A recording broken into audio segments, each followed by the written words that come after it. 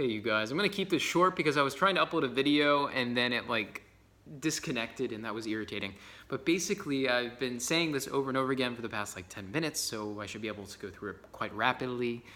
So what am I trying to talk about here? I'm trying to talk about confidence, okay? We all want to be confident, but I think confidence only happens when we have respect for ourselves and other people. Confidence, a lot of people think, has to do with extroversion, assertiveness, and there's something to that. But if there isn't any degree of self-control in that process, then it's kind of like mania, isn't it? You're like a bipolar person or a child, impulsively reaching for things and not being too concerned for the feelings of others, not being able to pay attention to the feelings of others.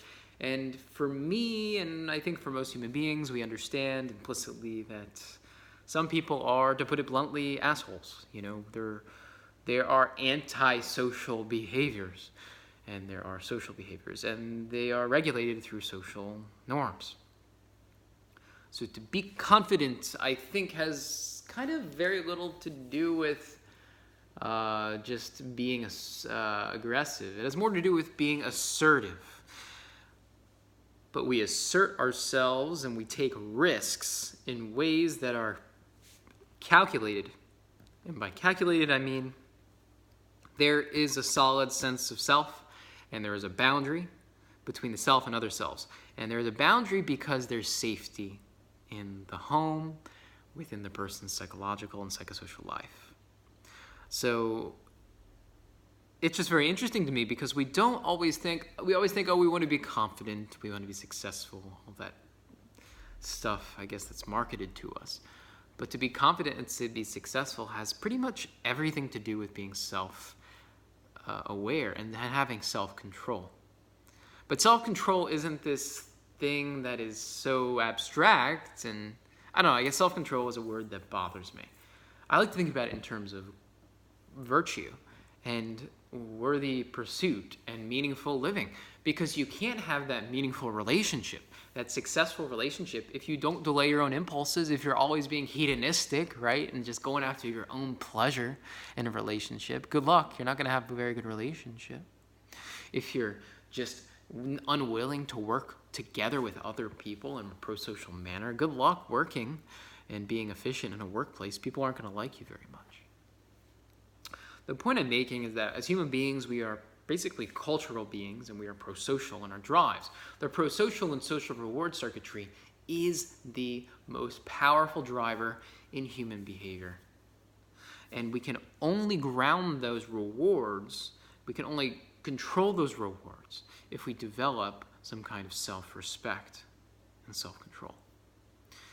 When we do that, we can then take risks, but those risks can be done in ways that enliven us, that aren't basically just out of our own control.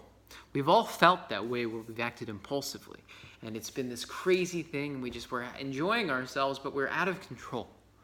The feeling that we want is to feel in control, no matter what. Human beings are designed to feel in control.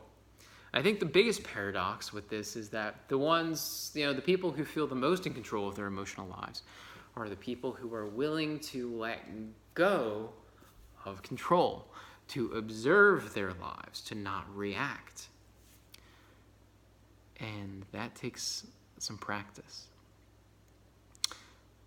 So confidence comes from self-respect, which is about practicing these methods of not responding and reacting in the moment. But how do we learn how to do that?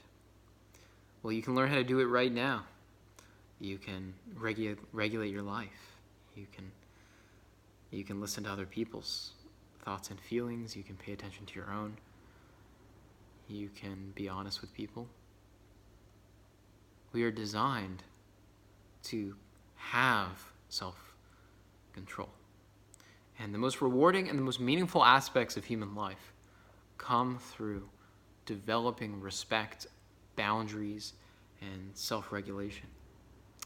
And I think as someone who wants to go into mental health, I just don't really believe that psychopharmacology is the answer. I think the answer is social support systems that help to reignite these processes that make us uniquely human, these prefrontal capacities. Our capacities to relate to each other, to work together and to be engaged in meaningful lives. That is the mental health work that needs to be done. It starts with someone like yourself paying attention, taking good care of yourself, and freeing up your mental circuitry to basically take care and love other people and treat people with respect. And then we're back on that. You have to respect yourself. So yeah, I hope you found this enjoyable. If you did, like the video. If you want to see more from me, you can subscribe. And yeah, I hope to see you soon. Take care, you guys.